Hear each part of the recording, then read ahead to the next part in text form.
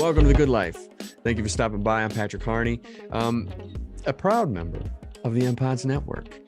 Now, I'm going to jump right to this because, you know, we've got a long episode here because we got some great content because I had a great conversation with the gentleman by the name of Alexander Kane. He's an actor. He's a producer. He's down in Georgia, and he's worked with some of the biggest names that there are. But first, I have another edition of EJ's Thoughts. EJ, take it away, buddy.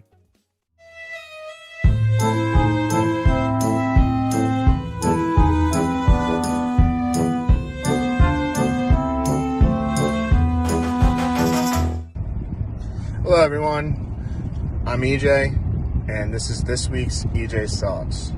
Today I want to talk about how I live in a homeowners association, also known as an HOA. We love the area we live in.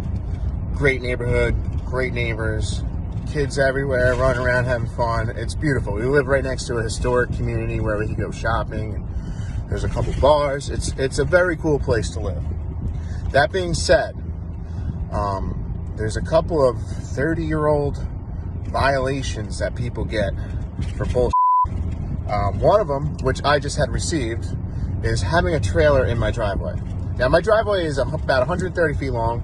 Trailer sits back, all the way back, actually past the driveway on the lawn next to the house. You can't really see it unless you walk down my driveway. Now, I had gotten a violation for this. I posted on Facebook asking who I could talk to about it to try to figure things out. And some Karen, I won't say her real name, let's just say her name is Schmegma DeCaucus, okay? Now, Schmegma went to my house, took a picture of my trailer, and posted it on social media. Now, tell me that isn't a violation of my privacy. See, the issue with living in an HOA is people that live there for 15, 20 years think they own the place still. But guess what? You don't.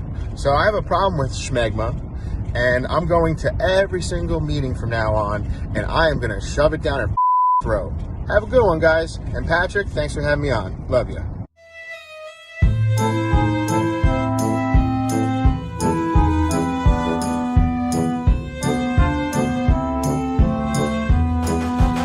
All right. Thank you, EJ. So without further ado, let's get to my conversation with Alex. All right. And we are off. Alex, welcome. Hey, how are you?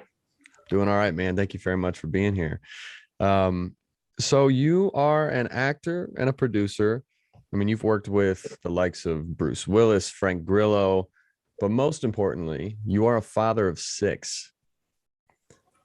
Do you ever sleep? Like how do you make all these movies and also help raise 6 kids, dude? You know the old vampire movies where they just sleep standing up like this or hanging upside down?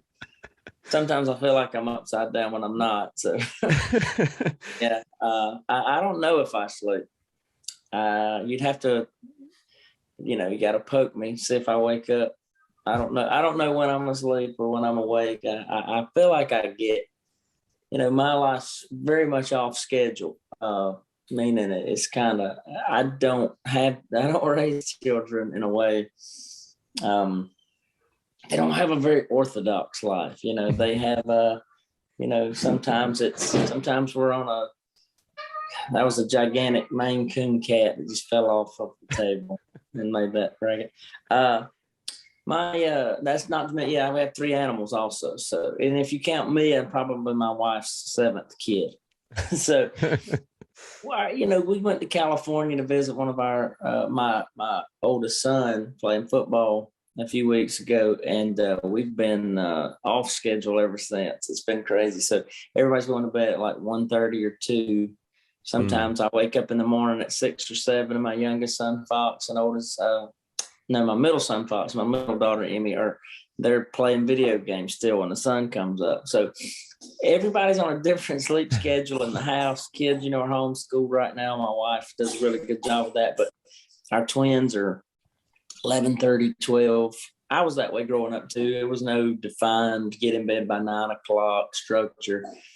And we've just sort of always raised them, for the adventure. That's Rue down there now. I've got one that's up down there. And anyway, I don't believe in a method of a wrong or right way really to raise children. If you're not abusing them and neglecting them, I mean, then you're doing your job, but teaching them, raising them, growing good human beings.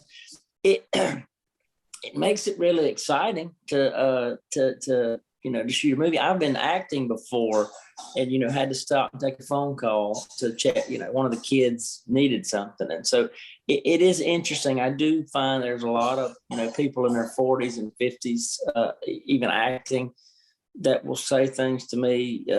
Guys, or be like, "Hey, one day when I have kids," and I'm like, "You're like 46, man. Like, we haven't had kids yet." And so everybody does in their own time, but being a dad is the most important thing for me. That's first and foremost, and so I'm glad that I got that part out of the way early in my life, and I've always had that. So no matter if I lose at something else, I'm always winning, because I've got the 6 kids, and that's the best part of life. So yeah, I don't get much sleep. And we have to figure it out every time. It's never orthodox. Yeah. Well, that's awesome, man. And it's funny that you bring up the whole age thing, because you always hear sometimes of those guys like end up having a kid at like 62 years old or something, when yeah. I mean, that's crazy to me. People wait. Well, it's because people wait. I'm sure you got a question about success or starting at an older age in there somewhere. But, people tend to wait to do things till everything's perfect. Oh, man, I'm going to wait and buy a house when I have X completed, or I'm going to wait to get married until I have, a bank account with this much, a savings account with this much. And I want my 401k, and I don't want to have children until I got this under control or that. Newsflash, it's never going to be under control. Life is total chaos. So... That's true. Ain't that the truth? Jeez. Yeah. My 3-year-old daughter did not go to bed last night coughing or sick, and she didn't appear to be sick 2 seconds ago, but here I am, and I'm looking down there, and all I can hear is her coughing. I'm like, are you gonna be all right? So, you don't wake up and it's just like cancer. You don't plan on having it. It just happens. And I've seen too many people in life not strike while the iron's hot, and they wait too long. And then I have I'm such an upbeat, optimistic person. I really hate to even bring this up, but it is so true. And it just occurred to me, just popped in my head. 2 years ago, I had a really great friend in this business, and I was just getting started. I've only been in it about 4 years, and things were just popping off. We were just seeing the beginnings of what I'm doing now. The seeds starting to be planted, and we were so excited about it. It had a big November. We're planning on a big January, and on December 28th, I was at the gym late at night, and he called me, and he's been in the business like 10 years, and he's been an extra on The Walking Dead. He's been in some things, and he called me, and he said, "Hey, guess what? I got cancer." Oh, man. And he didn't even make it. That he passed like within a year. And so, his name was Dango Wynn, and he was an awesome, awesome guy. And I think about it now, it's like, this whole wait till things are perfect attitude, that burns you every time. Don't wait till it's perfect. Like, don't start a podcast till everything's perfect. Don't go after the job you want to do till everything's perfect. Or if you want to see Japan, just buy a ticket and go. Don't wait and say, one day I'll see Japan. Well, dude, that's such a great way to look at things. Cause for me, like I started this podcast back in January, and I took a couple months just to piece together everything that I wanted to piece together. But dude, if you look at my first episodes that are on YouTube, if you look at those and how trash they are, they're so bad. But I wanted to do it. So I just started and I learned along the way. And that's, I feel like that's kind of the best way to go about things, like they always say, well, go to film school, go, learn everything in school and then you'll be all set for set. No, like learn on set. You're never, listen, I walked, it's probably obvious by my acting now that I think I'm saying something cool. It's probably more obvious, but I never took an acting class, but like one day. And then I walked out there and went, well, this is total bullshit. Like, like I'm paying somebody. So, let me not entirely crap all over the acting class gamut racket, but also let me crap on it a little bit. Sounds like a good idea till I phrase it like this. You know what? You want to be an actor, so why don't you go hire somebody that's never acted before to teach you how to be a successful actor in a room full of other people that don't know how to act, and you pay them money to tell you about something you can really truly only learn about once you get the job that you're trying to pay somebody to teach you to get. That doesn't sound as good. Yeah, I can understand that for sure. I think the biggest thing, because I think for me, like there is a place I think for acting classes, but it's you have to be very, you have to do your due diligence and make sure that you absolutely that you find a good acting teacher, because there are some that are absolute trash and they have no idea what they're talking about, and I've gotten scammed on that. But then there's some who had spent years, which is my current acting teacher, spent years and years in the business, and now is teaching based on the experience that they've had. Yes. So let me walk it back just to, I'm gonna have to flesh this out a little bit. Yeah, there are absolutely football coaches that can coach and never played. There's absolutely acting coaches that can act and teach acting and that have never acted, successfully. Maybe what I'm saying is not every path is the same. Mm-hmm. And acting and success doesn't have a structure or a step plan. Yes.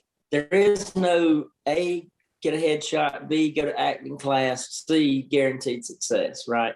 Yep. And so if you use acting class to actually genuinely work on the craft and get better, I think acting class can go a couple of ways for you. One is I'm genuinely using it as a place to practice because I have no other place to practice. And I want to be around like-minded individuals who push me and who want to do what I want to do and, cheer for me and support me. And it's a safe space where because it's true when it doesn't matter how tough you are or cool you are or not. If you tell your family, I would say the number one reaction most people get, especially grown people with children, say, I'm going to stop everything and become an actor, is people laugh at you.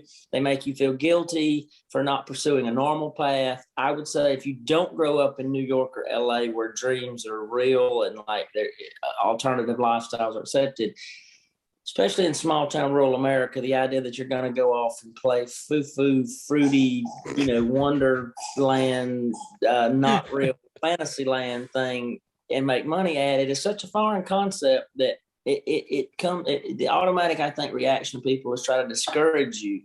Yeah. And let except for your loved ones. And so acting class can go one of two ways. You get the support you need, you incubate, you bond, you learn, you grow. The other way is it can actually be the deterrent. I feel safe. I feel comfortable. It makes me not feel ready. I need to get better. I can't. That part of it is the dangerous part. You have to jump in acting with both feet. You have to go out there and you aren't going to find out if you've got it. You aren't going to find out if you can do it. You aren't going to learn what you can't do or need to improve on until you're on set.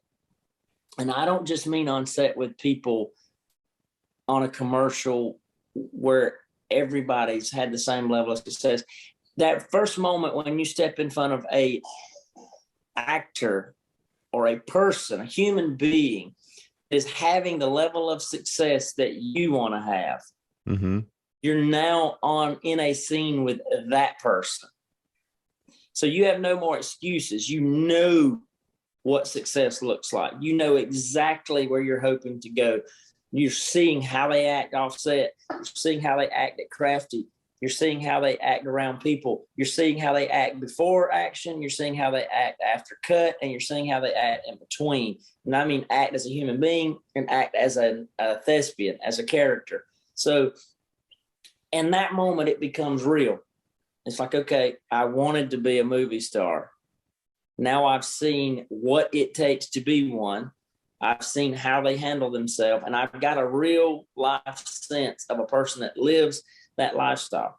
And, you know, that's the best experiences when you're engaged and around those who have already had the success that you hope to achieve.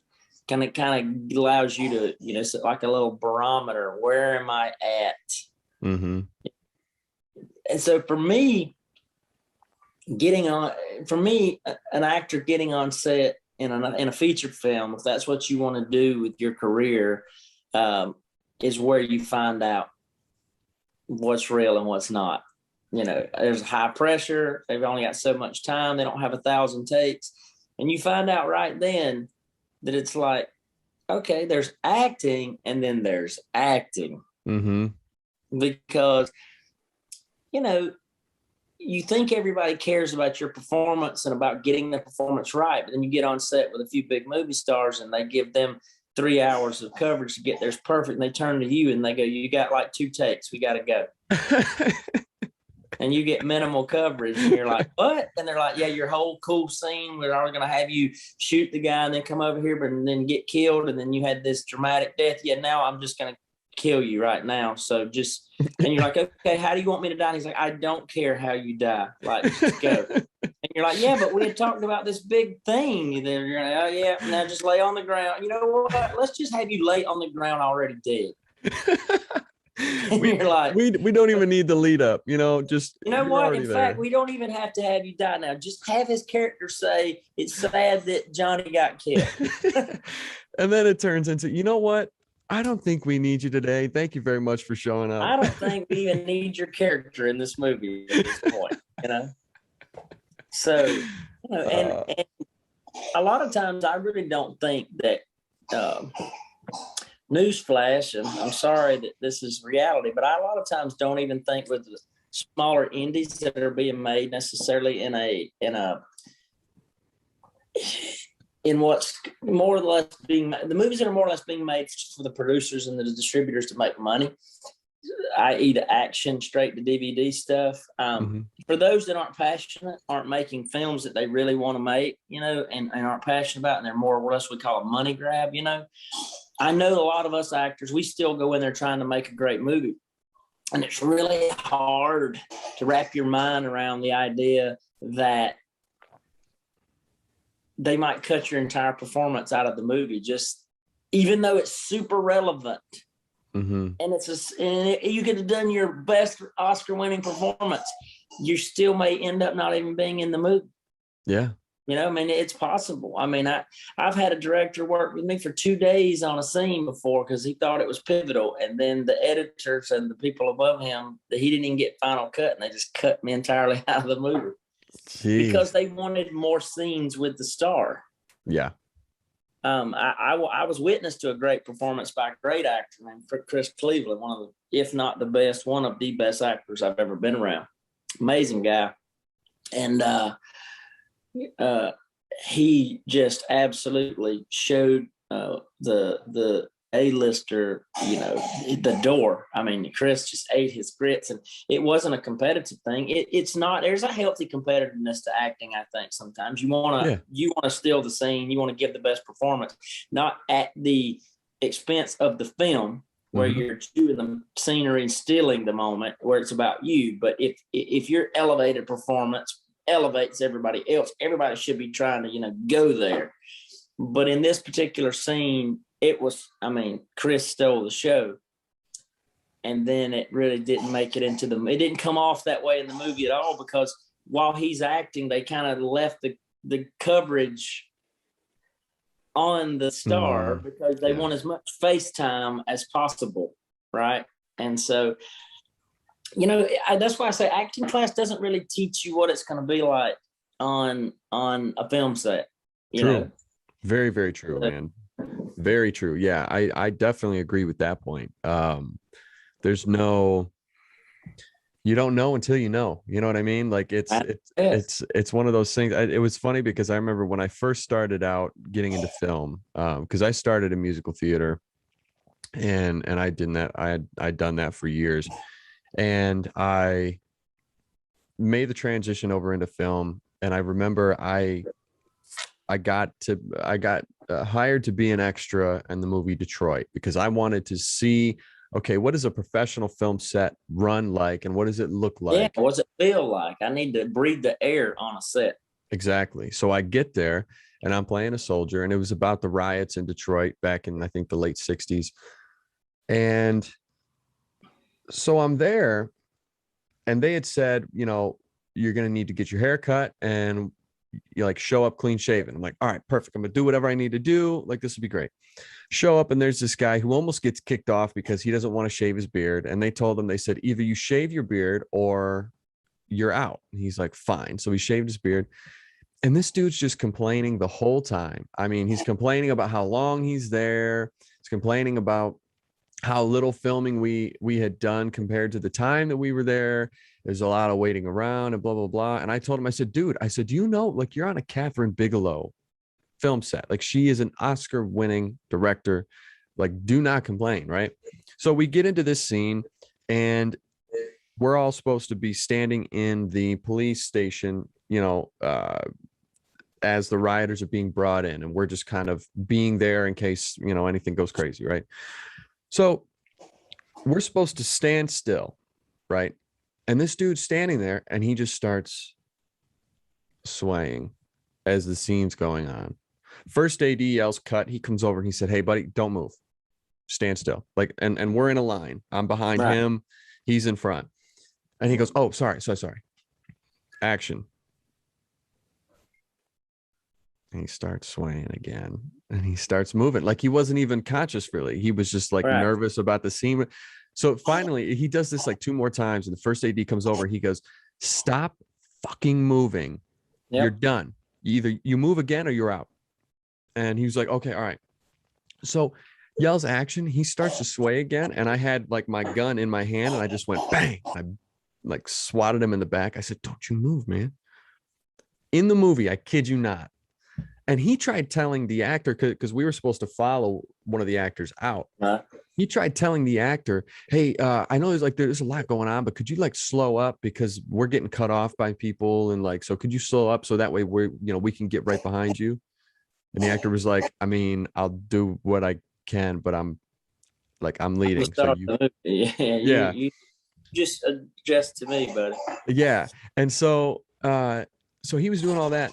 Movie comes out, and that scene in the police station, the shot like is in the foreground is this guy's face, like the side of his face. And I'm like, you've got to be kidding me. This guy. Oh man, it never fails, bro. every movie we're in and make shocks me how the edit ends up. And there's always some person that, it's like the on-set joke almost that ends up having a big moment in the movie. And, you end up pulling for people. And one of the best stories is a current actor that's really skyrocketing right now. Great friend of mine, Lorenzo Antonucci. He showed up on set of a movie we were doing as a day player on day one. And you could ask our buddy Bobby about this. He shows up as a day player on day one to do 1 or 2 little small scenes, and then he's going back to LA. 16 days later, he's still there because they keep bumping his scene, and it wasn't intentional. They didn't tell him on day 2, hey, we're going to move your scenes into the movie. They just kept saying, we're going to fit it in tomorrow. We're going to get it in tomorrow. We're going to get it in tomorrow. It just kept getting pushed every day. And we started to like him so much that, you going to survive down there, darling? It's okay. I know you're only 3, but take the car, go get you some cough medicine. So Lorenzo ended up getting bumped to the end of the movie. And because I think a lot of us, because we liked him, and the first AD kept going pencil him in, but he ended up being, everybody's best friend. Everybody loved the guy. He is like a brother. And, he's one of the best things that ever happened to us, me personally. I'm so glad to have met him, known him. And all because he came in as a day player on a little action film and got bumped for 16 days. And he still considers it one of the best experiences. The movie, by the way, is called Deadlock. It'll be coming out soon. And Bobby was a massive, we couldn't have made any movie, I don't think, without Bobby. Bobby brings such a level of professionalism and, talent and creativity at not Hollywood prices, if that makes sense. We can still afford Bobby.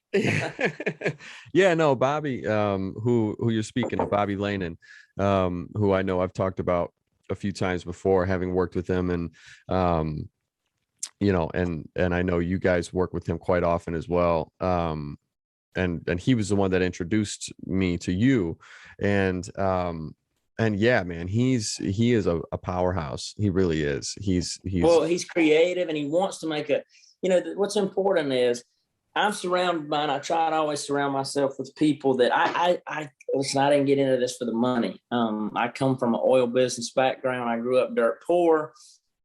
I don't have a pot to piss in, still really don't have a pot to piss in. And everything I do has $1 billion vision, but it's for the people that care about making money. Because what I learned a long time ago was you have to find people that want to make money and make them money in order for them to let you do the things you want to do.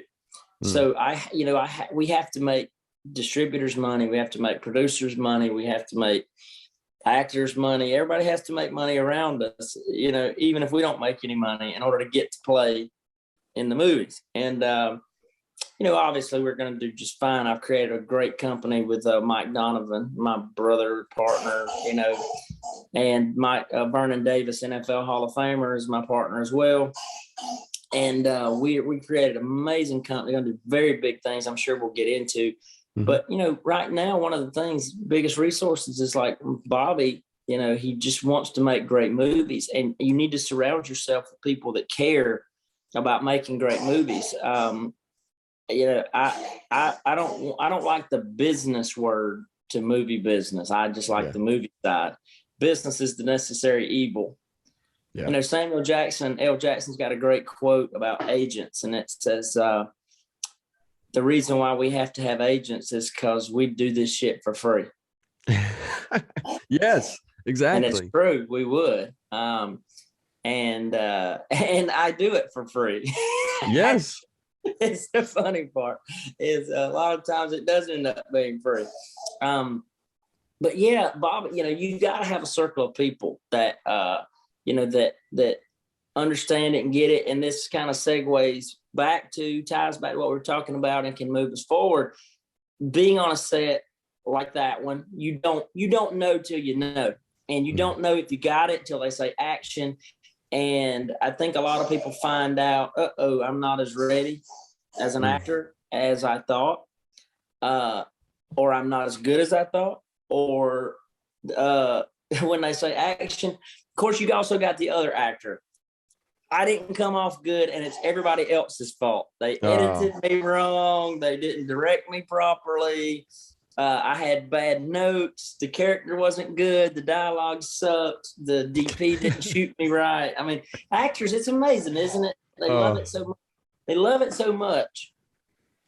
And like, if you're a creative, I really don't worry about my performance. Like, I'm doing it for fun and I'm enjoying myself. And if you don't like my performance, I don't know what to tell you, because I don't even worry about it. Like, if somebody says, "Oh, you're not a good actor," which, I've never heard before, because it wouldn't ever happen to me.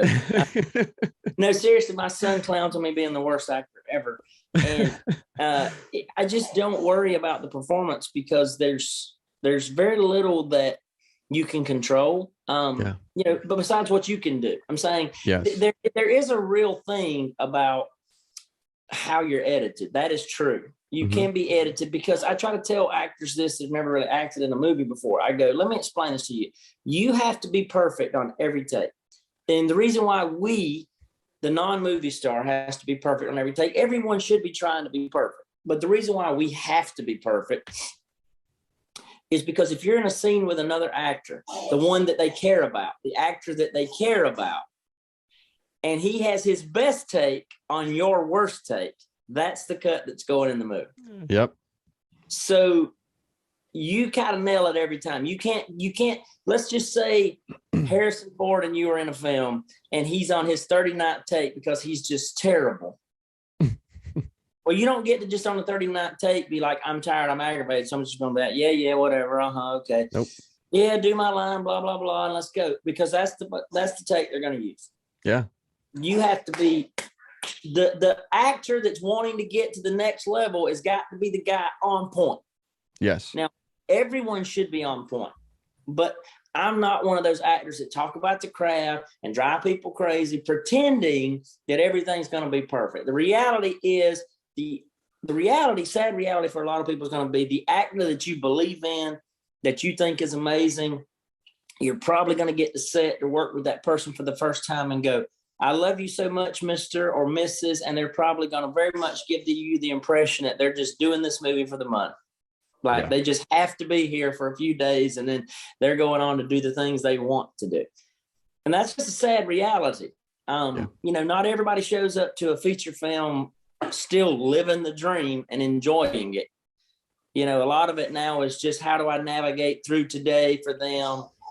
You know, do you have my bottle of water? Do you have the kind of almonds I like?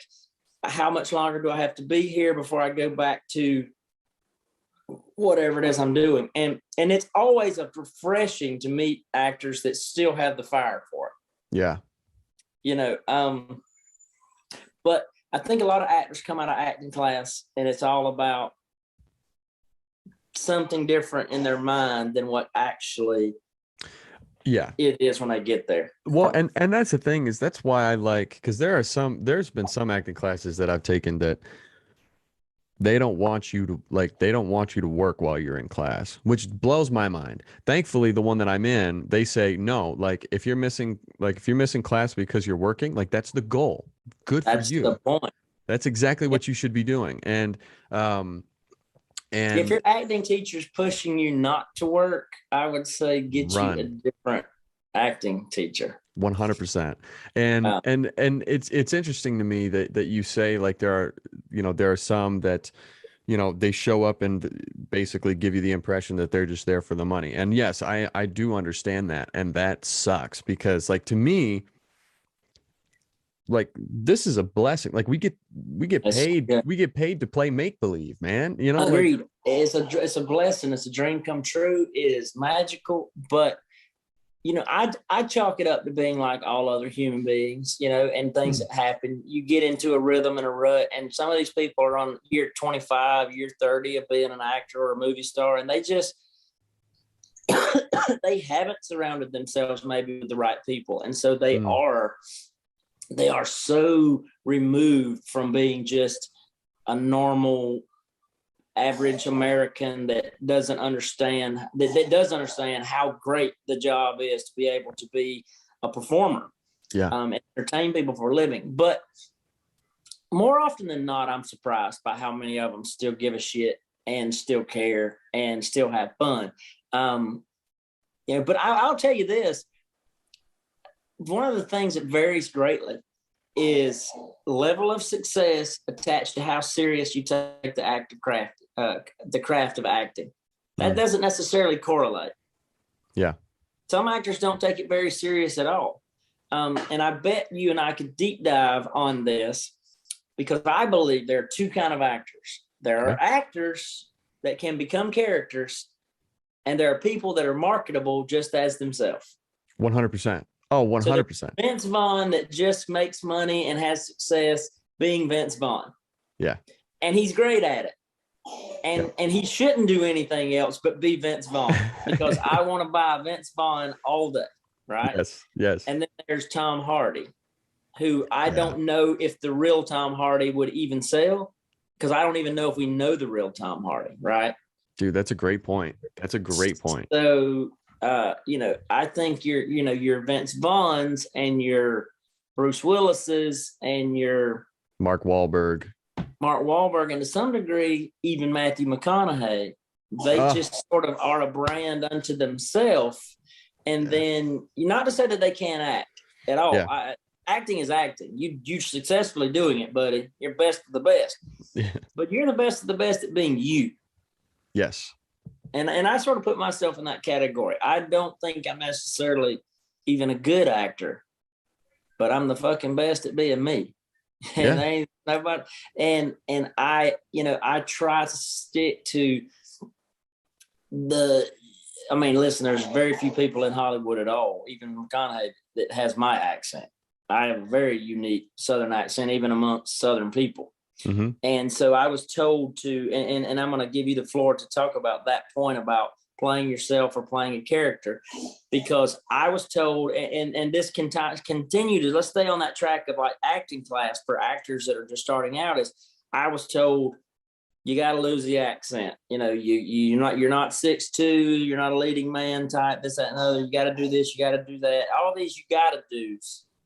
And I was like, no, man, fuck that. I'm going to be me. I'm going to stick to my roots. I'm going to do what I know, because I believe authenticity sells more than anything else. Because even if you're playing another character, you have to find an authentic through line. You have to create an authentic base that's believable so that people believe you in your performance. If the performance, the first thing that makes people turn off a movie is, I just don't buy what's happening here. 100%. Yeah. Whether that's the guy gets shot in the arm and he still uses it for the rest of the movie, which drives me crazy, or whether or not the actor's performance isn't genuine and believable. So likability and charisma can go a very long way to overcome bad acting. Yes. Right. And so if you're a guy that people love off camera, that will get you through movies. I think McConaughey is very much a person that could go in a movie and go, and people would still be like, I'm all in, brother, because I love that guy, Yeah. And so, I'd like to hear what you think on my theory that there's actors and then there's actors that are just themselves in a marketable, profitable way. No, man, I 100% agree, because I actually just recorded an episode with she's the head of the acting studio that I am a part of, Ivana Chubbuck. She's worked with Brad Pitt, Halle Berry, Jake Gyllenhaal, Sylvester Stallone, Jared Leto. I mean, she's worked with everybody. Look, I'm your guy. Yeah, well, and we talked about that. We talked about the fact that, there are people that are them, and you're purchasing a ticket to see them. I mean, do you really think The Rock would be able to make this crazy transformation and be unrecognizable in a role? No, he is The Rock, but people pay to see The Rock. I love the guy. I think he has Hollywood and social media and the entertainment business figured out better than any performer in the history of the business. Yes. He is such a genuine person, and he's able to market his authenticity in a way that doesn't feel like he's selling it to. 100%. And if you look at, to go to your example, Matthew McConaughey, right? He's my favorite actor of all time. He's definitely top two, probably top two, if not number one. Well, and I love his performances, but I think where somebody like him or somebody like Brad Pitt or Brad Pitt, underrated actor, by the way. Yes, I think he's a fantastic actor. People always say, oh, he's just a pretty face. My ass he is. Yeah. Watch his performances. Yep. Fury, are you kidding? In Fury, Fight Club, California. Yeah. Even Inglourious Bastards. I mean, these guys one of the best performances. These guys are actors that it's them, but they change just enough to make the character believable. If that makes sense. What more can you hope for? Yeah. Than playing Matthew McConaughey, having the career of McConaughey, Brad Pitt. And I'm going to give you one more right now. It's going to throw you for a loop, but hear me out. Val Kilmer, where your career is you being in movies where the audience wants to see more of you on the screen. Yeah. Meaning Tombstone, you could have gave me more Doc Holliday and I would have just still sat there. You could have taken Virgil and Morgan completely out of the movie and just give me more Doc, and I'd been just fine. Yep. It's nothing against Sam Elliott and Bill Paxton. They did a great job. It's just that character he created and those scenes are so magnetizing. Magnetizing is a word that acting school can't teach you. Yep. Can you magnetize? You can't teach charisma, right? Yep. You can't teach likability. You can't teach magnetism. The Rock just has you going like, "Ooh, I got to see more." You know, the Val Kilmer. "Ooh, I got to see more." Matthew McConaughey, Brad Pitt, those guys. Halle Berry, Selma Hayek. You know, Jennifer Lawrence. These are kind of people that just draw you to the screen. You can't look away. I can go down the list. Emma Stone. Yeah.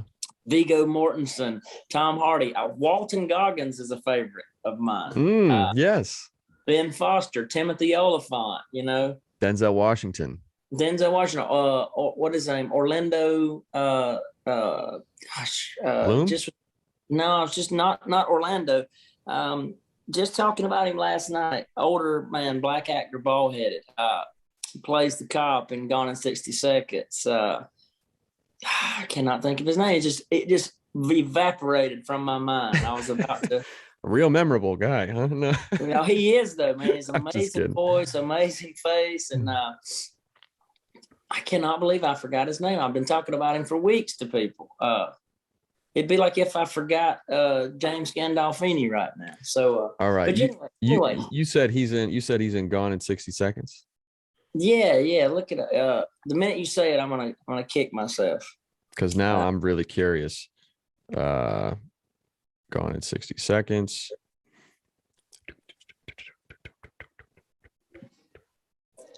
It's Delroy Lindo.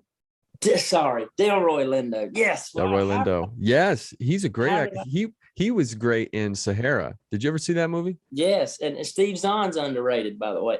All actors have their moment, by the way. I'm not a guy that you'll never hear me say an actor is terrible. And the reason why is they're living it. They're doing it. They're showing up. They're trying their best. I don't crap on other people's art because being on movie sets where, you know, I watch the reviews later talk about this is a horrible movie. Don't watch it. This is dog crap. I watched people work their ass off on the crew. The crew is the most important part of a film. And I've watched them work their ass off. You know, our makeup girls and our makeup guys and our grips and our, even the PAs all the way down. You know, you got your camera team and your art team and the wardrobe costume, everybody, they're all working so hard to support themselves and do a good job. I seldom see a crew member not caring. Yeah. Well, and also, you know, you got to think too, like no matter how the film comes out, your experience working on that film is going to trump anything. Are you kidding? One of the greatest experiences of my life is what is widely regarded as the crappiest movie I've ever done. And I love it to this day. I had a great experience. This movie called, I won't say because I don't want anybody to look it up and watch, but I will tell you that it was a fantastic experience. And I love the whole crew. No, I'm just kidding. It is genuinely, it's called Dawnseeker. And it's because it's one of the first movies I did, and I didn't really understand what a $30,000 or $50,000 movie was, and it's sci-fi on top of it. And for something that cheap to come off good, there has to be a lot of luck, and there has to be a lot of things fall together, and a lot of people caring. And a director alone can't care enough, and a grip alone can't care enough, and an actor alone, you could have put Brad Pitt in it, the movie wouldn't have been any better. You know what I mean? Because the limitations of the resources. Yeah. But it was the best experience, as an actor. It was just amazing. It was, in the woods, and it was blowing shit up and fighting and shooting and blood and guts and stunts where you almost get killed because there's not enough safety. But actors you know, you're going to have to cut your teeth a lot of times, not on some of those grittier, lower, small budget things, and sort of be part of a team that all has to get and push the boulder together, you know, because not everybody comes off like Adam Driver and just skyrockets, you know. Yeah, and, dude, that's so rare. Like the whole overnight success thing is one of those that it's it's an overnight success. It's like a 10-year overnight success. He's worked. Listen, I don't mean to. I know somebody could take it that way. I'm sure Adam Driver worked his ass off, and he also was in the military. And the whole time he was in the military, he was probably working, planning, learning, scheming. I mean, I was in oil and gas for 12 years before, or 10 years before acting. And the whole time I was doing little things to work towards it, and nobody knew about it. I wasn't announcing it. I just kind of walked in one day and was like, went and got some headshots.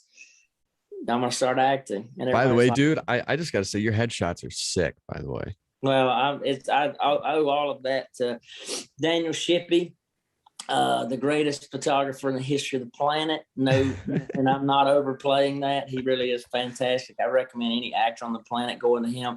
So much so that I you know, there's not a lot of things in life I think that people can brag about. I mean, we can all brag about little things we're proud of, but one of the best things I think I ever did, or that I'm happy to say I was right about, is you know, I got those headshots and I worked with Daniel Shippey, and I started telling everybody, even A-list actors, I've got the best photographer in the business. And they're all going, sure you do. Yeah, there's been people doing this for like 50 years in LA. And I was like, no, I really got the best in the business. And they were like, yeah, it's a little small town Georgia guy just gonna suddenly be the best photographer and not even ever, he's never even taken headshots besides yours, but yet he's gonna be the best. Literally brought him to 6 movie sets, and every single major actor has hired him to shoot their headshots, and everybody's like, yeah, he's the best ever. Yeah. So I feel like, yes, I was right about one thing. So that's awesome, dude. Really great. And he travels all over the country now, and his career has really just, I mean, he's getting interviews constantly now about how his career is blowing up I mean, just 3 years ago, he'd never taken a celebrity headshot. And now he's got Mel Gibson, Josh Duhamel, Bruce Willis, Frank Grillo, Vernon Davis, like 25 bands, Thomas Jane. I mean, the Olga Kurylenko, Luke Wilson. I mean, it just, the list goes on and on and on. And anyway, he's going to be a massive photographer or star, like a star of photography. But, you know, kind of back to where we were is, you have to surround yourself with a team. You have to be, you know, you have to be an actor that gets it. And at one point we were talking about the difference, you know, we kind of got here from saying we love McConaughey because he is McConaughey. Yeah. I mean, he's really the same guy that came out of Dazed and Confused. Yeah. Right. So that actor doesn't need acting class. I mean, he does, but he doesn't, because he's already got the magic.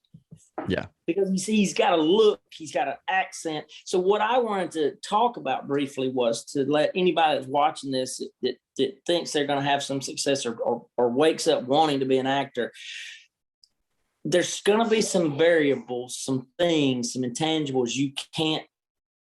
Your face is your face. You can only do so much plastic surgery, right? Your voice is your voice, and you can work hard and become, you know, you got to decide, am I going to be the best at being me, or am I going to be able to be a chameleon? Because I consider Johnny Depp also to be an amazing chameleon that can just sort of, you know, move in and out. But again, you also have to decide how much you're willing to compromise for this business, because there's a difference in saying, do a Bronx accent because this movie requires you to do a New York accent, and then you commit to learning the accent.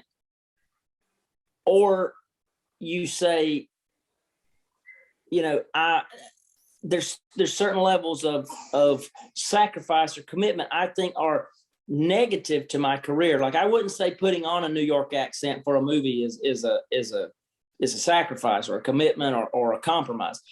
But for them to tell you to lose something that's unique about yourself to become this beige set of khaki pants and khaki shirt to be more sellable to Hollywood or commercials or I think that's bullshit. And the reason why Yeah. I say that is I've been in audition rooms before where I try to do a neutral accent, which I'm not great at, because the agents or the acting coach told me to do that. Yeah. And the directors were like, hell no, I love your country shit. Like that's unique. Like nobody sounds like you. So why would you do something? Why would you? I walk in as a sheep and my accent, I'm a white sheep that walks in and my accent is Dalmatian spots. So why would I want to paint that white to blend in with the rest of the sheep, you know? And so I think the best thing about it is you go into, my advice to any person auditioning is don't do what they tell you to do. Be totally memorable. Be absolute. Every piece of off the record casting advice I've got for casting directors is make sure I remember you. Yeah. Do something in the audition that makes you memorable. And so for me, it's not the audition between action and cut.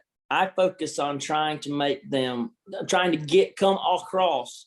The real me comes across before, when I enter the room, with the voice, with my attitude, and after cut, because my performance is my performance. The only real thing I can manipulate is how much of myself comes across between when I walk in the room to when I exit the room. So my thank yous and goodbyes and my good mornings and my what are we going to do, guys? I got about 10 seconds there, pre and post the audition in person. Yeah. And I try to make sure that during that time, I get as much of me out in that room as I can, you know? And so I turn on that twang. I just go full tilt, Alexander Kane, all me, all the way in. Hopefully, you know, and, you know, another thing, I wish actors acting class would teach you, you know, more about not caring whether or not you get the role or not caring, like not having any passion, not caring, like don't let it define you and break your spirit, because it's not meant to be. I mean, if you don't get the role, you weren't supposed to get the role. Mm-hmm. Exactly. The one you get, you'll get. Yeah, exactly, man. It's one of those. So I have a cousin who's in the business as well. He's been doing it for decades and decades, and he's had a lot of great success for himself. And one of the things that he told me was, you have to be able to show up. In terms of, if you get the role, you have to be able to show up, you do your work, and then you let it go. And that's to your point from earlier. Whereas you don't always have control. But also, he said too, is if you go in for an audition and you don't get it, well, you just got experience auditioning.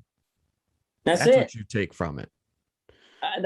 Listen, I've had casting directors, even producers, call me back from another audition, say I didn't, you weren't right for that, but I remembered you, and you know, this is what I mentioned. Also, you know, it may sound crazy, but as a dad of 36, with, you know, getting in elevated at the age of 35 when I got in and started doing this, I didn't really, it would seem counterproductive, or it would seem like I should have the opposite strategy maybe, and I could be an idiot, but I probably am an idiot. I'm certainly an idiot, but I didn't want to, and I have a lot of actors that are mad with me for this. And an agent that was mad with me for this. That's why I don't have an agent at all anymore, because I don't need them. I don't take everything, even when offered. Good for you. I know that I need I know where I want to go. Mm-hmm. I know what career I want to have, and I'm convinced I know how to get there. Not saying I know better than anybody else. It's just that I'm willing to fail on my terms. I'm willing to say, I chose a certain way and it didn't work, and I can own that. I believe that I'm not going to do commercials, and I'm not going to expose myself in roles that don't move me towards where I want to go. And so, you know, like my wife was really upset that I didn't fight harder and try to get a role that was very close for like True Blood and like you know, all this kind of stuff. And she wanted me to do more Hallmark movies that were offered to me. I had Hallmark movies offered left and right. I didn't do them. True Blood was right there. I'm really close with the casting director and producers of a few TV shows that I could probably easily get solid roles on, but I don't believe those roles are going to lead me down the path that I want to go to. And they could. It's not because the show's bad or anything. It's off brand for, I want to have the career of Burt Reynolds and Matthew McConaughey, and I don't think I'm going to get there by playing a villainous, neutral vampire guy, right? That's I don't see myself. Yeah, I don't see that advancing the cause of what I'm going for, and it's mainly because I knew I wouldn't be happy on set. When I was doing the audition, hey, darling. When I was doing the audition, it just didn't feel right, And hang on a second. Are you going to go upstairs and see Mom? You can take the phone if you want to go. This is Mom. You can go upstairs. And this is Doc. Okay, they're upstairs. And this is Baby. Upstairs. Everybody's upstairs, darling. This is Fox. They're all upstairs. This is little. I'm going to have to pull her in so she can see. This is Ruru. She looks rough this morning. So I'm looking rough this morning. All right, go upstairs. So anyway, we, I just didn't think those roles were what was gonna, I just didn't have fun doing it. I'm sorry, I just didn't. No, dude, don't be sorry for that, man. Like I know, but there's actors that you feel like you're shitting on the business because you turn down work. I wasn't into it, and I felt weird auditioning, and the character didn't feel right, and so I just said, I'm not turning in this audition. And agents, wife, friends, all like, I can't believe it's a big reoccurring role and you don't want to do it. I'm like, I don't see myself on set playing this character for weeks. I just don't. I don't feel it. Dude, I'm telling you right now, you're speaking to an actor who does the same, or who does a very similar thing. I'm very choosy as to what I do. Now that's not to say if an opportunity were to come and it's something that, I can kind of find myself in that character, then fine. But I mean, there's been auditions that have come my way that I look at the characters and I'm like, this is not, why did they think I would fit this? Like, I just had an audition that was sent to me. And it was for this project that it was basically it was like a 6-part docuseries about Hollywood and the start of it. And the role that they asked me to audition for was for Louis B. Mayer, who started MGM. I looked this man up. Okay, I'm 6'4", right? I'm 26 years old. I have hair. I have a beard. This man was like tiny, fat. I'm like, I sit around 210 weight wise, plump, bald, a massive nose, glasses, and his voice kind of sounded like this when he spoke. And I'm like, what did the casting director think that, why did they think I can't do this? I can't do it. I'm sorry. And so I didn't submit the audition because, again, it's one of those things where it's it's correct that I know the feeling, man. It's like if you got a Southern guy that's around 5'10", sort of tough country boy or something, I mean, I'm a chew in for that. But you're right, I've got some roles and I thought, what are you looking at? I don't understand why I would even be considered in this. Yeah, exactly. Now I wanted to ask you too, I know you've worked with Frank Grillo, and I like his work a lot. Is he because I've heard that he's intense, and I'm not saying in a bad way, in a good way, but is he as intense as? I'm not sure Frank would care if you said it in a bad way or a good way. Frank is the real deal. Well, Frank, what you see, what you get guy, man. Yeah. I genuinely enjoy his company. He is a true Hollywood badass, and I mean that in the sense that he's not violent or aggressive, but he's real dude.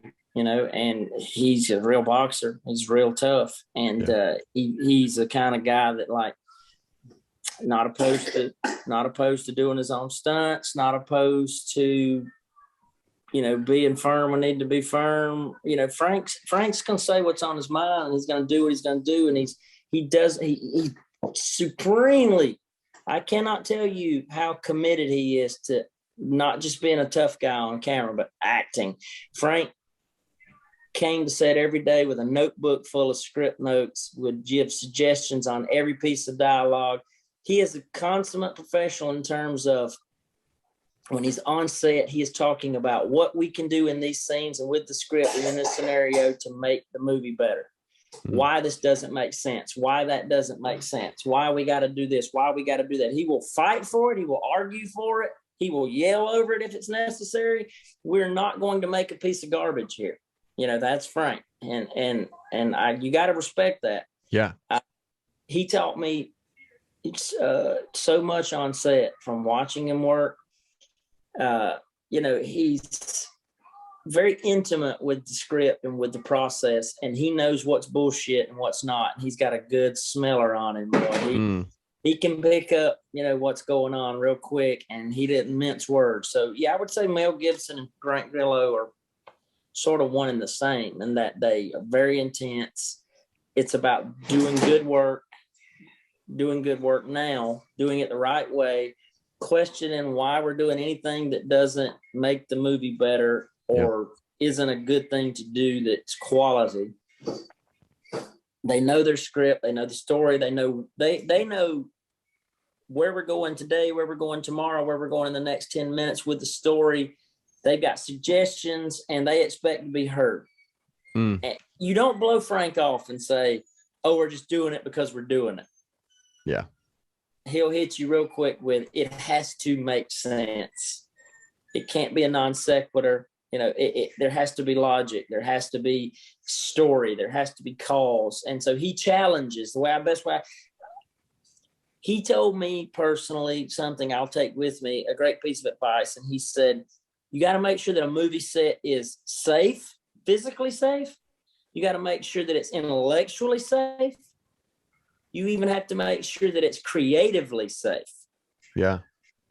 Meaning challenge everyone's opinions and thoughts until you get what you're comfortable with, saying, okay, you're taking me this direction, but why? And he also taught me about never compromising yourself for something that is lower quality than what you're like. If you're doing a movie and that movie has become apparent that movie is not moving in the same direction you are, then you have to hold strong to the convictions of what you're going to do in these scenes and how you're going to look.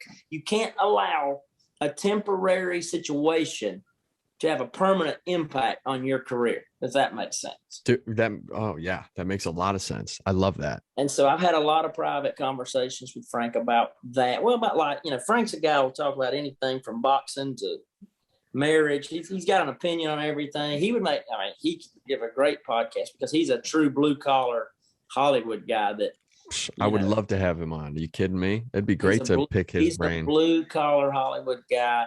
Now, don't get me wrong. He's made a killing. I'm sure he's got white collar money. I see him in the hills looking off the back balcony of his house, staring over LA. So I know Frank's a very, very, very deservedly wealthy man.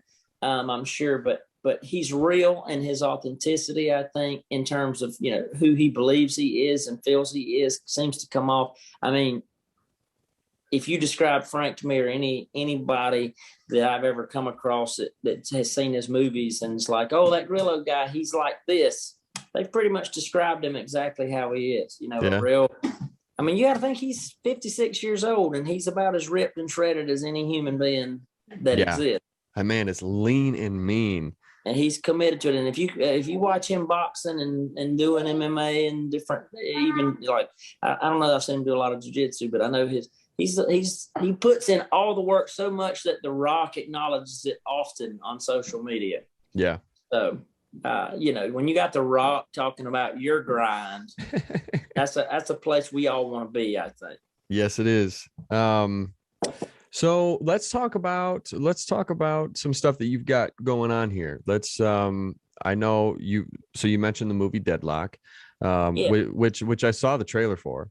It looks sweet, by the way. I am Well, excited about that one for sure. listen, man, all these movies are great. They're not movies that I would have chose handpicked to make, but the way that I say, like, this is not insulting. I know in Hollywood you're supposed to talk about how great your movie is. But the reality is we know what these movies are, right? They're lower budget. They're not low budget for what people are making. I mean, we know what real low budget is. Real low budget, a lot of actors, you go work for free on a $50,000 movie set or less, student film. These are big budget to me. I mean, they're under 10 million. Mm-hmm.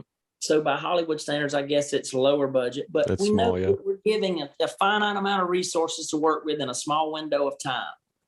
Yep. So what gets lost on people that say, oh, that's just another Bruce Willis movie that goes straight to the Walmart shelves.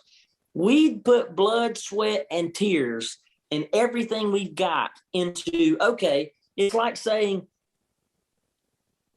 imagine if you put, I'd love to see a TV show like this. And I'm going to use this as an example. I'd love to see a TV show where you take Christopher Nolan, Steven Spielberg, and James Cameron, and you give them 20 days, 1 week of prep, and 14 days to shoot.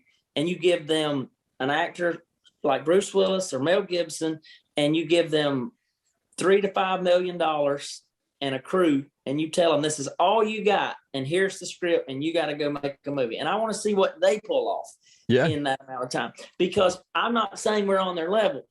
I'm saying that when we are given the task, or we get the objective and we get the situation, and they say go, we go make the best damn movie we fucking can, brother. Like we're not doing it to try to cut corners. We are not skimping on safety. We are not skimping on food. We are not skimping on hotel lodging. We are not putting anybody in a situation that is less than stellar. And we are trying our best to say how, with the resources we're given, with the script we're given, with the cast we're given, and the time we're given, how can we put together the best damn entertaining product that we possibly can? And so for anybody that thinks it's anything less than that, they really don't understand the difficulty in making a great movie, because you don't always have control over the script. You don't always have control over who the cast is, what kind of cameras you use. I mean, there's a lot of things that you don't have control over. So you try to get as much control as possible. Then you try to put the pieces of the puzzle together, and you push until you've done everything you could do. And you say, that's a wrap. And then it's out of your hands again. It goes off to an editor often, and you still have no control over what the soundtrack's going to be like, what the edit's going to be like. And so, I'm looking forward to this year, because it'll be the first time where it's like my movie, it's our movies, and we control the edit and the score, and we have input on all the things from beginning to end. So we're getting excited about that. Dude, that's awesome, man. Good for you. That's great. And I feel like that's rare to be able to have that kind of control across the board with projects. Like that's great. That's what you guys are doing. And I'll tell you what, like Mel Gibson, that's somebody that I definitely want to work with at some point. That guy is, to me, I mean, intense. He's what you see is what you get. Yeah, that's great, man. But we've done $42 million worth of movies down here in a small town, and in small areas of the South Georgia rurally. And we've given it all we've got on every one, and some of them will be good, and some of them won't be good, and good is subjective, and it's in the eye of the beholder. Mm-hmm. There's going to be inevitably there's going to be some guy somewhere driving a truck around America that says Deadlock's his new favorite movie, right? Yeah. And then there's going to be 10 critics that say it's the worst dog turd that's ever come out of, that's just the way that it works, man. You can't. Yeah, I don't even let that stuff bother me. I don't even think about that stuff. I mean, I had somebody in my hometown post a picture on Facebook of a comment thread where everybody was being positive. I had this miserable girl that I know is a very miserable person post a picture of a review of Deadlock that said it was a crappy Bruce Willis D movie. And it hasn't even come out. And that person even admitted they had not seen the movie.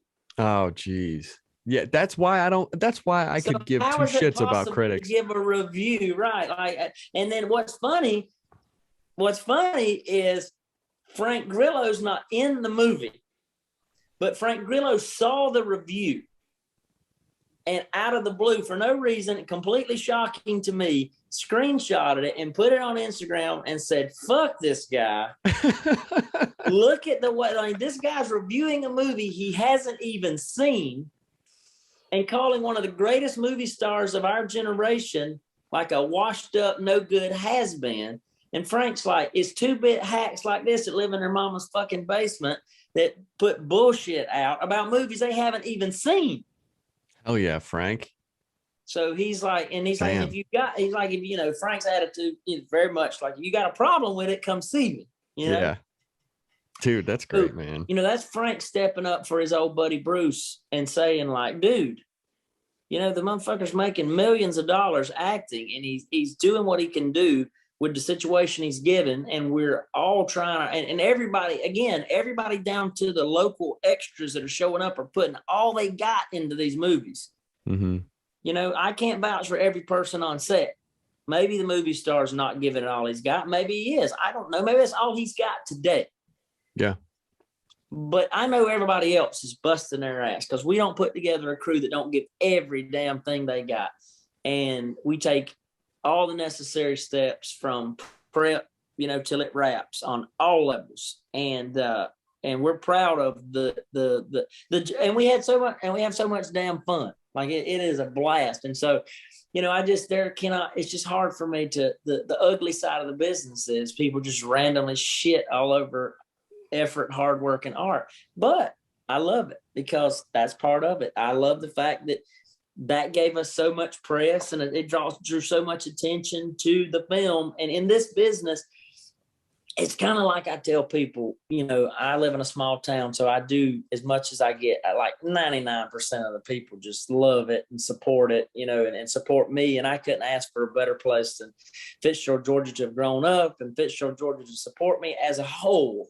Mm-hmm. But, you know, there's probably 1% that are just massive haters, and, you know, there always is. Right. Nothing you do can please them, and they just shit all over everything.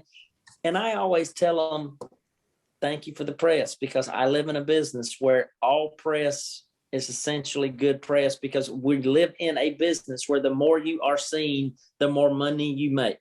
Yeah.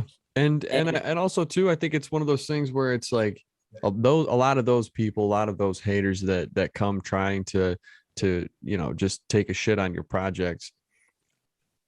Most likely they are unhappy with things going on in their lives. So they think, all right, well, I need to tear this guy down so I'm not lonesome down here at the bottom. You nailed it. You know what I mean? It's only the people that I always thought were miserable. Yeah. I already knew they were miserable people. Yeah. You know, like it doesn't shock me that they see a mirror when they're looking at me. They're looking back at themselves going, why didn't I achieve? Why didn't I do? Why are people talking about him? And it's really not about me. I'm not, you know, it's about just in general. It ain't just me. It's anybody around those people that are having success. They're going to tear anything and everybody down. You know, they're just that way. If they don't love it and it ain't about them, they're going to make it. And that's part of our business. You live a public life when you're an actor, and you got to accept it, and you got to enjoy it a little bit. I have fun with the haters and the trolls, to be honest. My favorite review ever is there's an Asian gentleman that posted on the Dawnseeker review.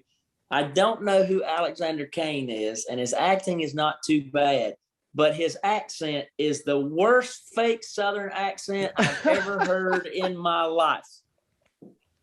And I still laugh about that to this day, because I could not have a more authentically genuine Southern accent. Man, I would tell you what, if if it came out somehow that this whole conversation you were putting on a Southern accent, I would call the Academy and say, So get this man a yeah, freaking Oscar right now, because it is, dude, man, I'll tell you what. And one thing to kind of go back to your positivity and your optimism. One thing that I always see that you post all the time, you'll post a picture or whatever, and you always post this like mantra, I guess you could call it. And I absolutely love it. Now, I'm going to read it here so I don't get it wrong. Okay.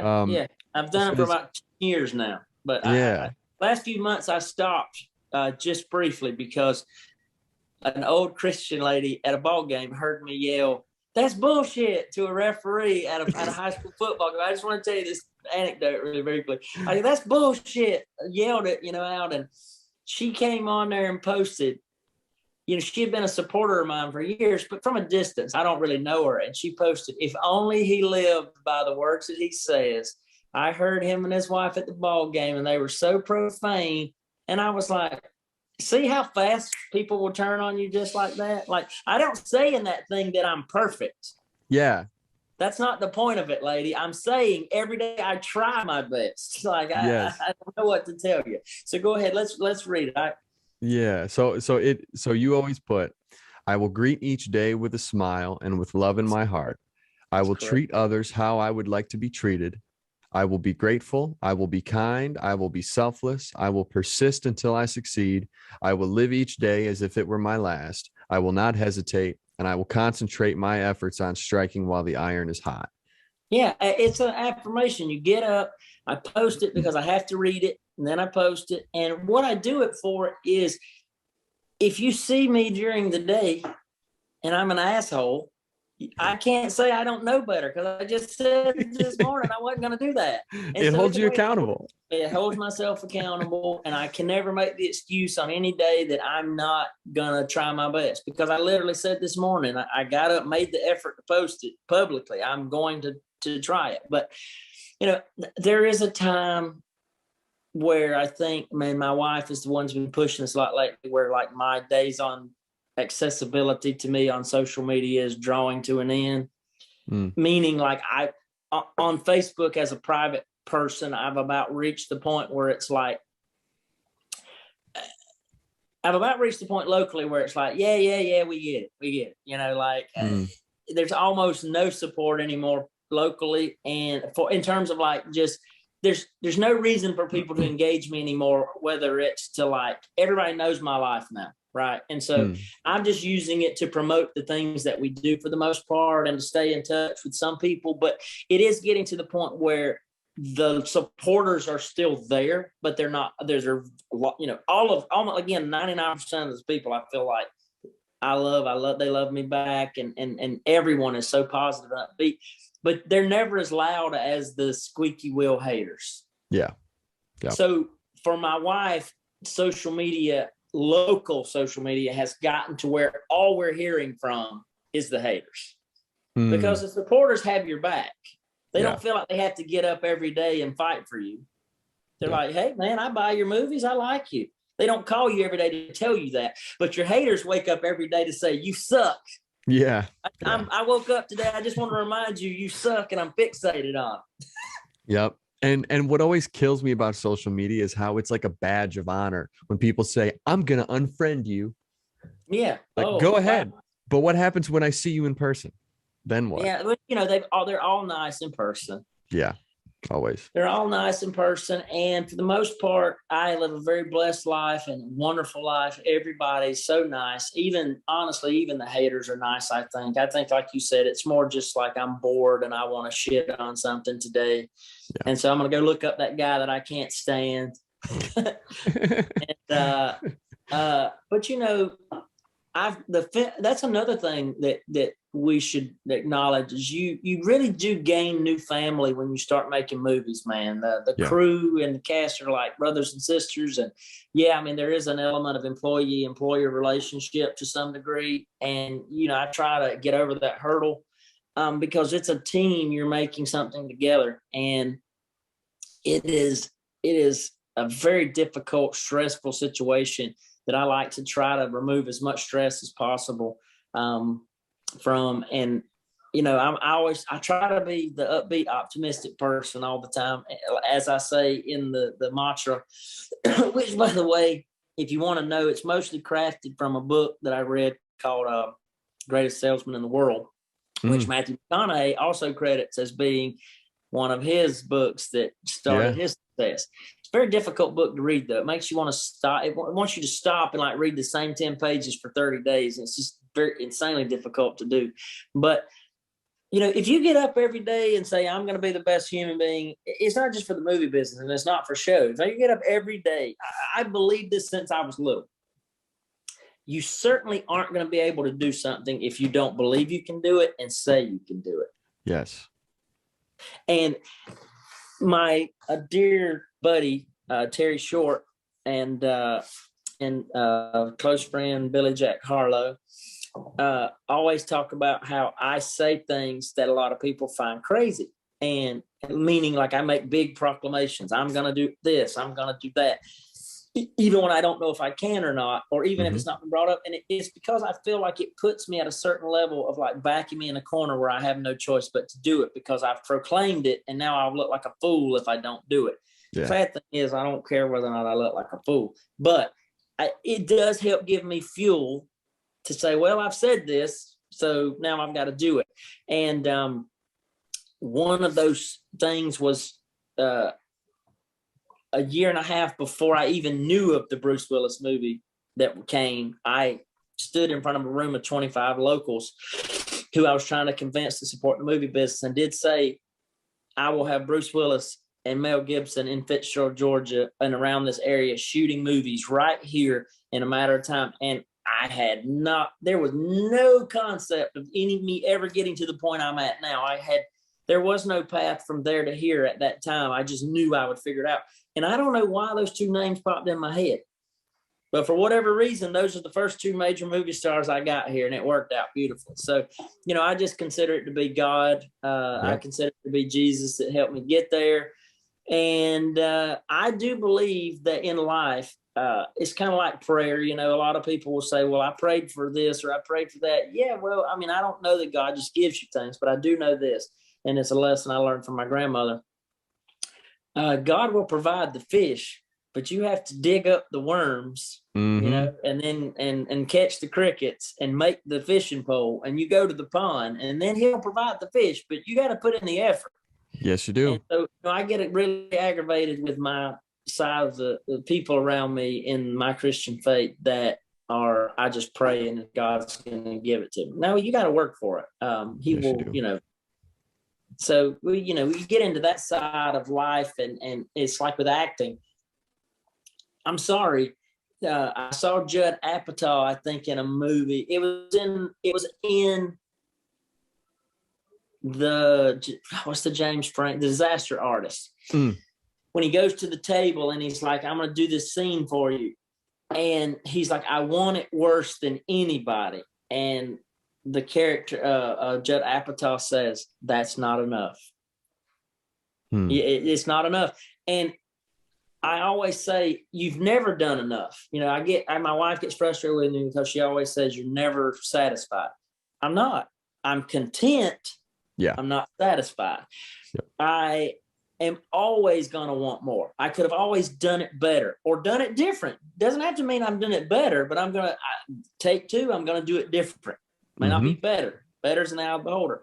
So you go down this thing of like actors thinking, I got the headshot. I took acting classes. I did the auditions. I bought the Actors Access monthly thing. I jumped on backstage. I went out to LA and took I've spent the money. I've spent the time. Why me? Why me? Why not? Why not? I've done it. I've done it all. I've earned it. No, you haven't. You've earned nothing. Nothing's ever good enough. You've never gone far enough. The minute you think you've done all you can do, you can still do more. You've earned nothing.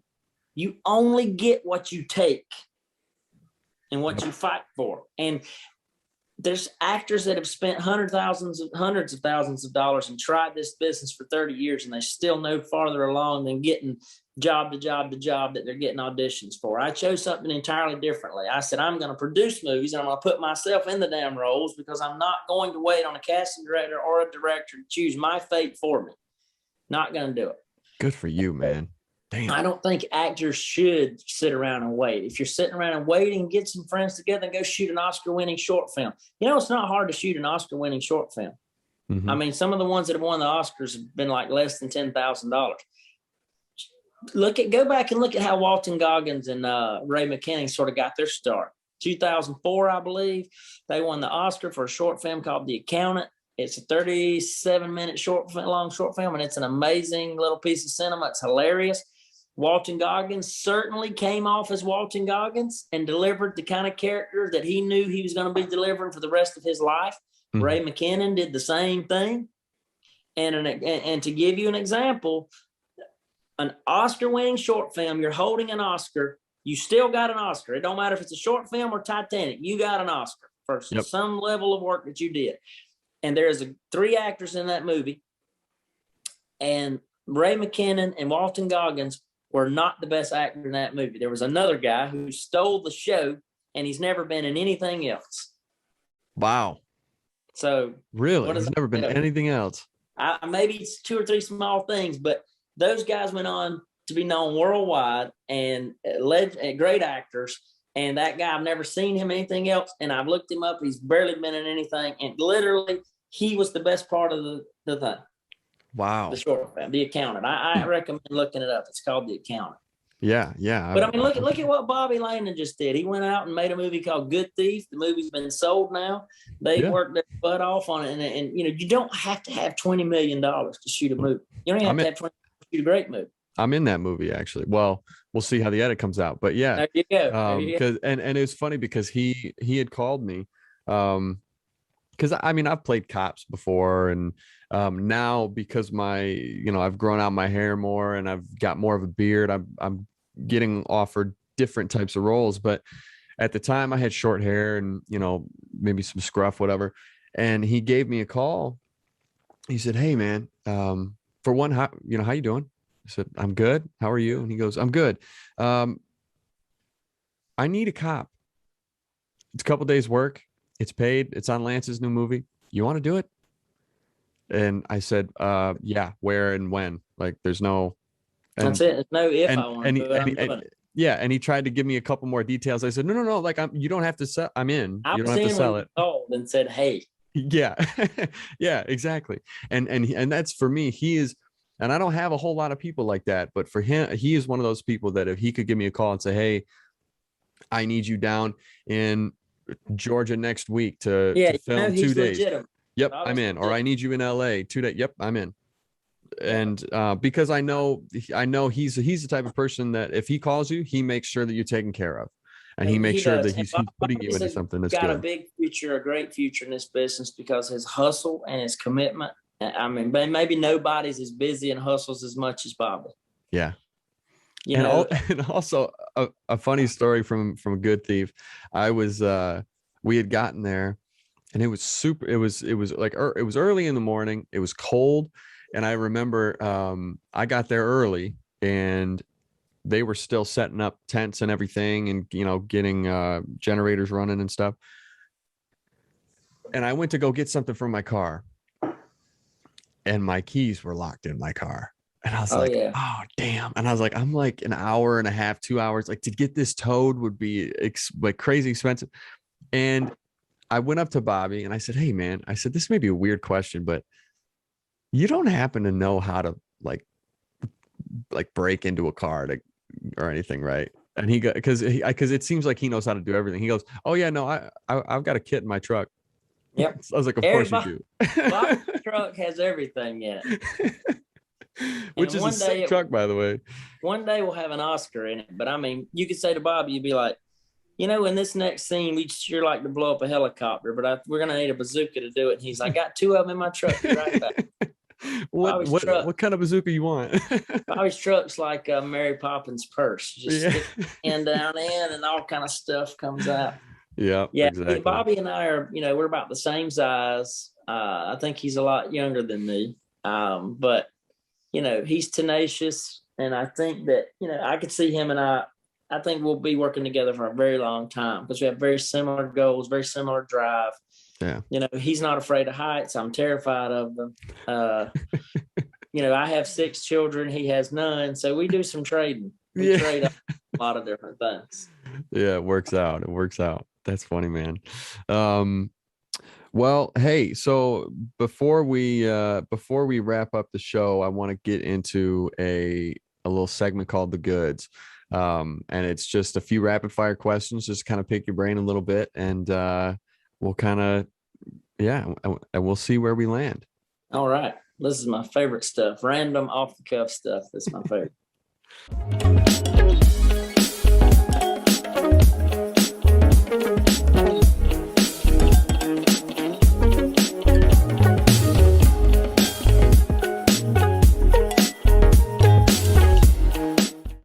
All right. Number 1.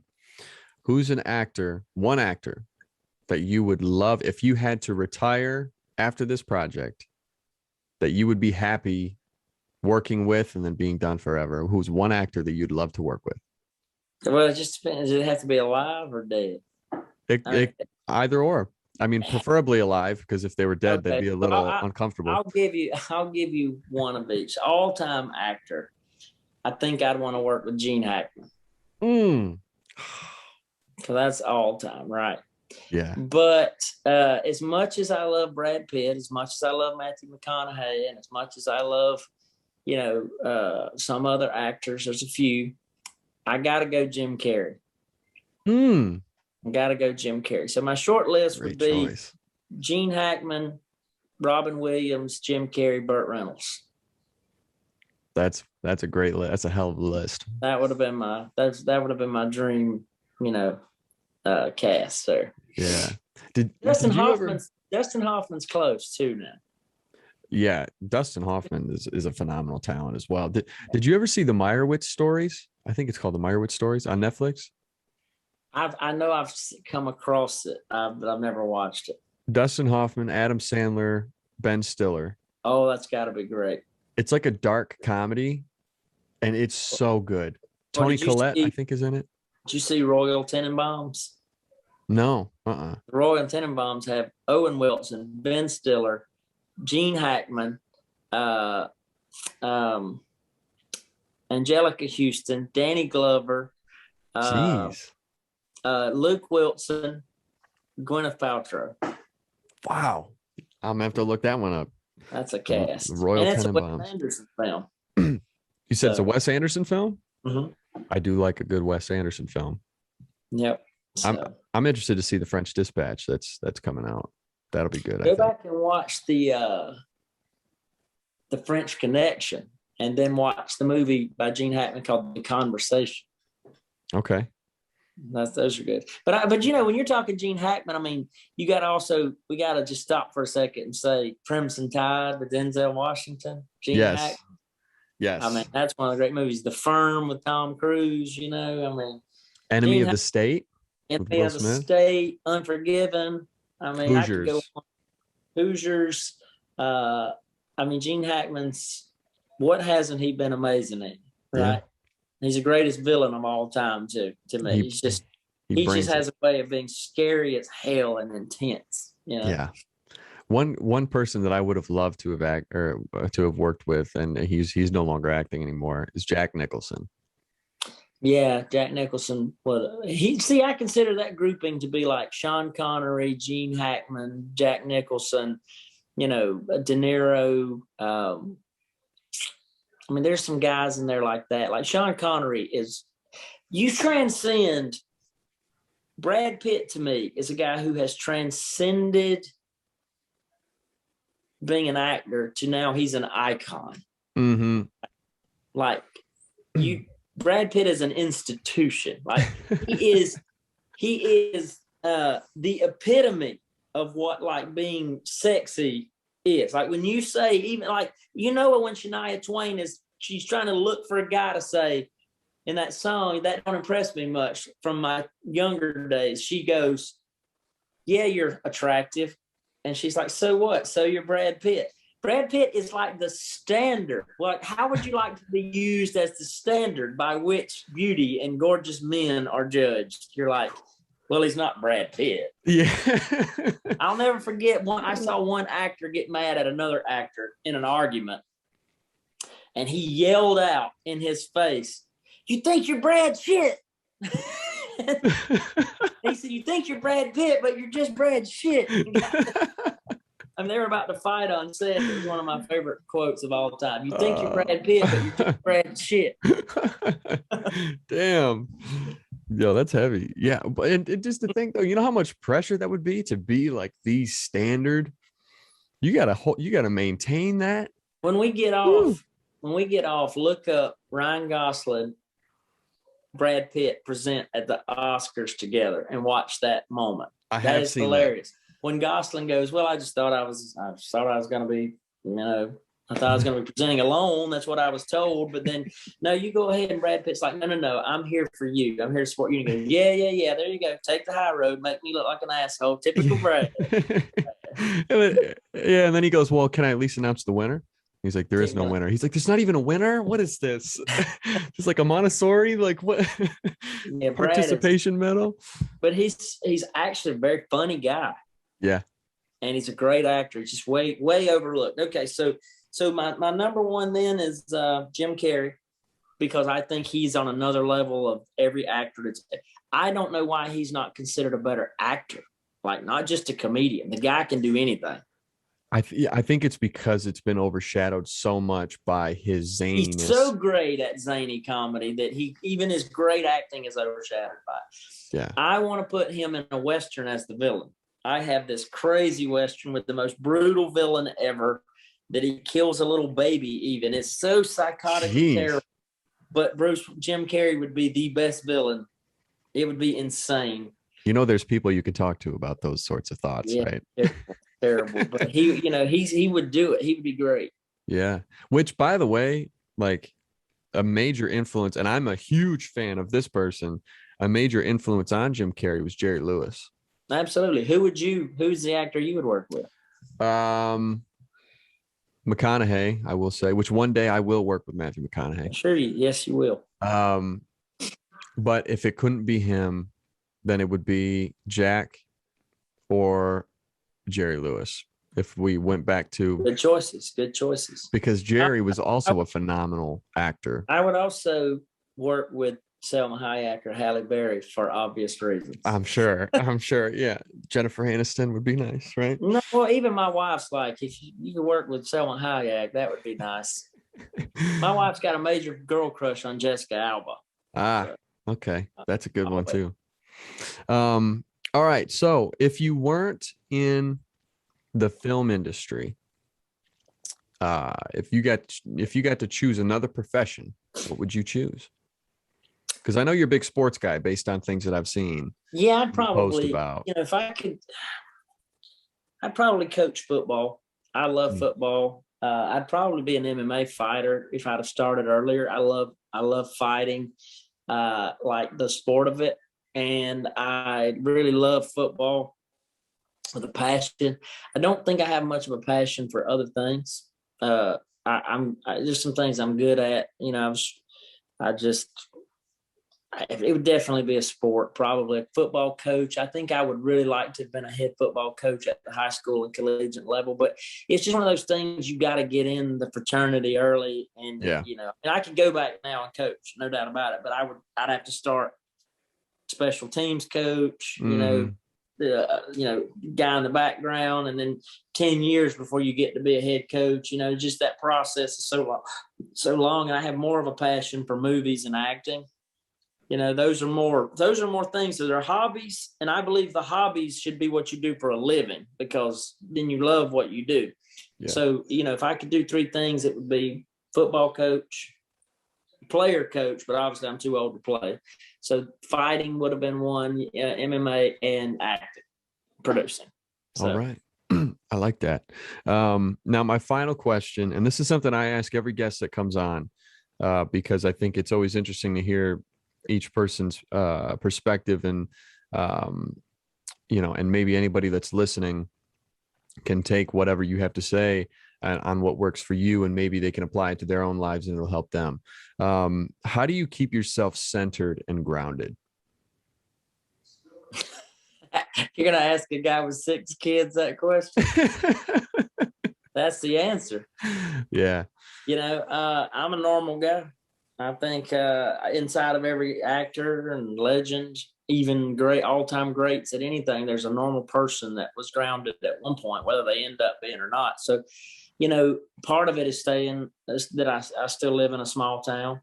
I think living in a smaller town and a more smaller community keeps you in touch with, you know, reality, because I consider reality to be more about what rural America experiences than urban America. And you know, and a good balance, not ever staying too far. I'm not a guy that turns off anything that I don't want to hear. Like, I do turn off negative comments on Facebook, or I delete them, things of that nature, but I don't not read them. You know, I read them, then I delete them, because I don't want them taken out of context, and I don't want to leave negativity as a cancer or a tumor to grow. Yeah. The person's entitled to their opinion, and you know, and I read it. I just don't respond to it, or maybe I do respond to it. I do whatever my heart and gut tell me to do. That's number one. I listen to my gut over my pocketbook or wallet. Yeah. Then obviously I have 6 children that need a life. And so I have to focus on them first and foremost, and my wife, and I think living a life of moderation, where I go to big cities, I live in small town America. I'm never too far away from the polar opposite of whatever it is I'm currently doing. Right. And I believe that that's important too, that you stay tuned in to the opposite. If you're Republican, you should be listening to some liberal news. If you're liberal, you should be listening to some Republican news. You need to sort of hear both sides of it to understand where you are. Again, how can you appreciate a win without losses? You know, to know what losing feels like. So that's it. I mean, staying grounded in a way, to me, it's almost like a choice. You got to want to stay grounded. Some people don't want reality. That's why they do drugs. And some people don't want to live a life of reality, because they want to be in the clouds. And it's fun. It's all fun and games, and it's great. The problem is, at some point when everything ends, if you've disconnected from that reality and real life for so long, you can't just get back in and jumpstart. Like, I think one of the games people play is, you know, ask a celebrity how much a gallon of milk costs and see if they know. Yeah.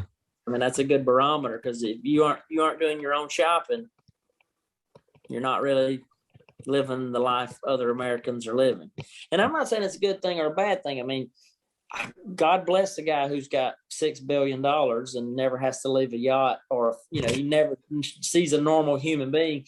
Life's kind of about taking what God gives you and making it from birth to death, living every moment to its fullest the way you want to. So whatever your choices are, as long as they aren't hurting other people. But reality for me is my kids. Yeah. Wasn't there a guy? I'm trying to remember who it was. It was somebody who was super, super rich that had been asked what they thought a gallon of milk costs, or what they thought a loaf of bread costs. It was way off. And it was way out. Like, a gallon of milk was like $16, $17. You're like, what? Like $20? Yeah. Yeah, that's wild. Well, hey, Alex, did you watch an episode of Succession? I feel like they might have asked, the dad might have asked the kids that on the show Succession. And one of them said, I know, like $20. And he said, idiot. And he moved right on to the next one. No, I didn't see that. It was like a legitimate interview that was done. Yeah, like the interviewer just popped the question out on somebody like Tom Holland and was like, how much is a gallon of milk? Yeah. And it was somebody, I think it was a business, like some business mogul or something that was asked that. And they were like, I don't know, like, I think they thought like a t-shirt. They're like, I don't know, like $100. Like, what? Yes. Like, no, it's like $10, dude. I wear $3. I get every year. I look forward to the same time when I can go to Walmart and there's these solid color t-shirts that I go through that are $3.99, and I don't know that I'll ever change, because I've been really well off through the oil business at times, and I still bought the same $3.99 t-shirts and stuff. Don't get me wrong, I have some nice clothes too, but I mean, it's important to keep that though, because There's an old saying, the man makes the clothes, right? Not the exactly. clothes, man. Exactly, man. Well, hey, Alex, I really appreciate you coming on. I thought this was a great conversation, and I hope we can do it again. Yeah, as we grow, I hope so. And I hope to see you get bigger, better guests than me. And I look forward to watching what you do. And I want to see you acting in some stuff and maybe have you act in some of our stuff. Got a very big year coming.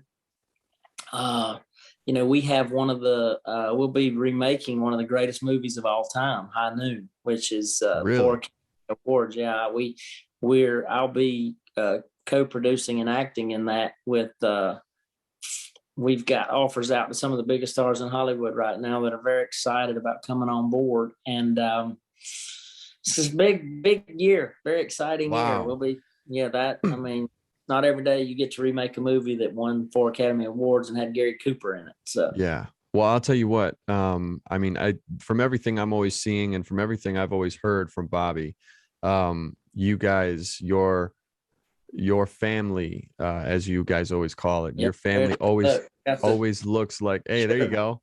There you go. Sure. You guys always look like everything. You guys are always having such a good time and you're busting your tail. And it always looks like a family that I would definitely want to be a part of. So it is, man. We don't, you'd have to be a real asshole to come be a part of us and then us not want to keep you around. Yeah. Because we put a lot of stock in having a good time. And families fight, and mix it up. But we're having a good time I feel like we're making good movies. So we'll see. Deadlock, I think it's December 4th or something, right? December 4th. Well, hey, by when this comes out, this episode will come out December 1st. So perfect. So just a few days. But yeah, man. And I'll tell you what, and I genuinely mean this, and I would tell you this off camera as well. If you ever make the call, I'm in. So all right. I would absolutely love to. I get the Bobby Lindeen treatment. If I call, you're in. Yes, exactly. And again, there's not many people that get that, but because I know on the such high regard that he holds you guys, yeah, that says enough to me. So thank you again for being on the show, and again, man, I hope we do it again. So yeah, I do too. I hope I have more reason to come back on. Most definitely. And I'll tell you what, anytime you ever have anything that you want to promote or talk about, just give me a call and I'd be happy to have you on to talk about that as well. Well, by end of January, I hope to be swamped with stuff to talk about. So thanks for having me, man. Enjoyed it. Thank you. All right, and that wraps up this episode of The Good Life. Thank you so much to Alex for stopping by and being here, talking with me, talking through all this stuff. It was a great conversation, and I hope we can do it again soon. And as always, thank you to you for listening, for watching, for liking, subscribing, commenting, sharing, all that good stuff. I really appreciate it, and I appreciate the support. So we'll see you next week.